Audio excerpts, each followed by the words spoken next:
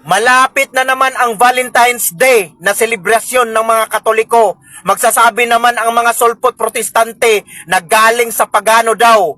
Hindi yan galing sa pagano, mga kapatid. That is church tradition. At ang church tradition o apostolic tradition ay nasa Biblia yan. Ang authority na gumawa niyan, walang iba kundi ang Santa Iglesia Katolika. Kung saan si Kristo ang nag-utos niyan, idinadaan kay San Pedro Apostol. Sabi niya sa Matthew 16:19, "For whatever you bind on earth will be bound in heaven, and whatever you loose on earth will be lost in heaven." Sino ang inuutusan? Katoliko. Kami nagrespeto sa mga santos, at ang mga santos o saints ay nasa Biblia. Ang mga protestante hindi nagrespeto sa mga saints, kaya nga wala silang santos. Sabi nila mabait sila, pero wala naman naging santos. Wala naman naging santo o saints. Kung may saints, ipakita nyo. Mga kapatid, respect sa mga santos. Para sa lahat ng mga Katoliko, mahal na mahal ko kayo. I will continue to defend our faith. I will die for you. Swerte kayo dahil nasa tunay na iglesia kayo na itinayo ni Kristo, who is our high priest, sat down at the right hand of the Majesty on high. 120,000. Oh, grabe mga wartang pastor. Sa Katoliko aray libo. Halad pag yun kay dili presyo. Kung dili kinasing-kasing, kung itubag sa imong pangutana. Eh lago kasuko nga ipataas na tubag kay uso pagkasabot ang nagdili na to klaro ang tubag sa pangutana. Salamat nga ang Katoliko dahil mga wartangay ko diay. Salamat ha, salamat. Karon, matod nimo nga wala gisugo ang pastor sa pagpangulikta og ikapulo. Akong pangutana, kinsa man pong Romano Katoliko nga gisugo nga mo'y mangulikta og bunyag, asa mabasa na? Asa mabasa nga gisugo ang Romano Katoliko sa pagkubra og sa tawagan ng bunyag. Bunyag ha? Bunyag. Asa mabasa? Mga igsoon, wala din ang warta ang Katoliko. Ano? Asa mabasa? Ato sa i-correct na ang statement. Ingon mangguga ng warta ang Katoliko. Ang simang Katoliko, wala na ng warta. Nagtuma na sa sugo sa Dios, ingon si Kristo, ihatag ni Caesar ang iya ni Caesar.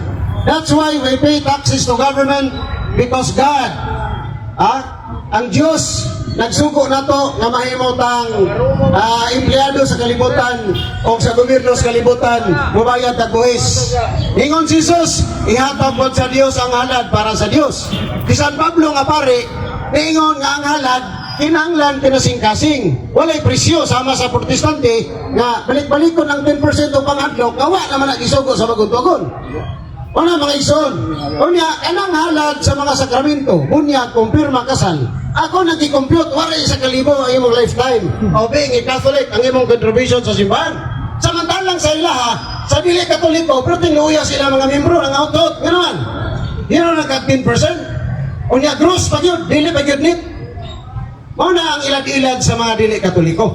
Wala gyud protestante, pastor, gisugo, to collect 10%. Ang tanan pastor nangawat sa kanapulo kay pare ang gisugo, dili pastor. Mana ang tubag sa imong nindot nga pangutana? Mayo magay tubag nimo. Bro, Amek, Hey bro, ingon man ang 70 Adventist nga makasala ko no og mainom og bino. Unsa man nagkatinuod, bro? Dili ko siya tinuod bro. Wala kita'y mabasa sa Biblia, litra por litra, nga ang mainom og bino makasala. Wala ang kasulatan. Si Lord Jesus Christ na inom og bino. Og dili lang siya na inom og bino. Naghimo pa jud siya og bino dito sa kasal sa kana. Og ang nga bino, unom katadyaw. Pero katasaw sa to badaghan gitong binuha day. Walay mabasa litra por litra sa Biblia nga ang pag-inom og bino sala. Unsa man di ay ang makasala kung mainom og bino ang maghubog-hubog. Maghubog-hubog dahil. Sulod sa langit ang tao nga palahubog pero walay mabasa sa Biblia nga ang moinom og bino makasala. Unsay giingon ni San Pablo? Inom og jutay bino Tambal sa kuto-kuto. Ang pag-inom sa bino dili bawal. Natambalan. Kung mabasa lang, Uja ka nang gilisan ang Ginoo dahil lain nato dito nung Ginoo dito Ginoo. gilisan ganin nyo si Kristo din sa yuta. Katoliko man nito nami basta kay aron mo yung magilisan giday. Basta ho ni lisod man kan Lisod yung gilisan. Gilisan namo si Kristo nga isip Ginoo. Ang inyong pagtulunan mo nag-ingon. Gilisan sa Kristo isip Ginoo. Gilisan sa pagkadiyos. Gilisan gani, gilisan si Kristo din sa yuta. Gilisan ninyo, Isip Diyos. gilisan ninyo. Isip Diyos, gilisan sa nga Diyos. Pare pa salbos pa na to, basahon para may bawlan. Idala-dala na pagtira ba? Mau gani mas ayaw mo na ingana. Ay pakita. Gilisan isip. Ang konteksto atong tanaw. Isa man nga Diyos among gilis. Mau gani atong pabasa para konteks atong may balaan. Kaya ko'y basa be. Basa. Parang konteks basa. Gusto man ang word for word. Basa Basabi atong kuwan ni. konteks yan. Ang Bible. Ang kanang iamong libreta. Libreta. Doktrina Kristiyana. Ato gali inang basta para may bawa atong konteks. Gilisan daw. Kay gilisan man ka atong Diyos. Imo ka gilisan ang Diyos. Nausan may noon kay noon. Nagbubut naman kay noon. Ano sa kanina gilisan? Si Kristo ba? Hindi bang gilisan? Klaro ba yung pangutana na kuha? Wala lagi Wala. Diyos Ang atong pangutana, atong pangutana. Dito mo usap. Ang Diyos gani way ka usaban. Mo usap. Sa nga pamaagi. Alang ipugos yung pangutana, ipugos man yung pangutana niya. Ang gilis Pag ko na gani kung nag-istorya, marugin ka ba? Ang Diyos namo gilisan na ka ganina. Wala yung Diyos. Nag-record. Wala yung Diyos. Sige, Ay wala Diyos daw. i-replay. Ningon ba ko Si Jesus ray niya. Okay, may muntag ka na itong tanang hinigugma ko ng mga kaigsunan. Ano tayo pagkabasahon diri? Roman Catholic Church, founder Pope Gregory the Great, place founded Rome, Italy, year founded 590 AD. Basin bot-bot na. Ang yawa na ba? Mauro bang amahan sa tanang mga bagag basin usak ka sa anak dito. Sige daw be, ipagawas daw na nga mga libro be. Kung di ba na puto sa buwan. Kada nga libro gani, libro man na ninyo, nabagi sa uluhan o. Di na libro sa simbahang Katoliko o never po na mahimong standard reference. Kada nga libro ninyo kanang sinulat na ba? Nga apologetics ninyo, kung ay naghimuhimo og libro, inyong ibutangan o gitawag nato nga founder. Mauna siya ang klase nga style ninyo. No deception style. Ang dagang Katoliko mailad, pero kami di mailad ninyo. Yung kanang libro di ka kapagawas na standard reference na sila hagiton tiga. Bisan pag pinustahay tagakuan na imong Biblia. Butangin ninyo yung mga sabilista mo. Si Mateo, Lucas 6:15. Si Mateo, si Tomas, si Santiago na anak ni Alfeo, si Simon na bitawag og So, si Santiago, anak ni Alfeo. Kanang pulong Alfeo, gikan mas pulong Alfeo. Sa Griego sa Alfeo, si Cleopas. Balikon ko ha. Kanang si Santiago, anak na ni Alfeo, dili na anak ni Jose ni Maria. Nakuha to. Kanang, kinsa man si Alfeo, Cleopas. Atong pasawa na wala ang kasulatan. Matol pa sa Juan 19:25. Balik mo pagbasa. Ang makita niyo, doon tulong ka Maria, kasulatan niya. Abangan ako sa pangitan. Juan.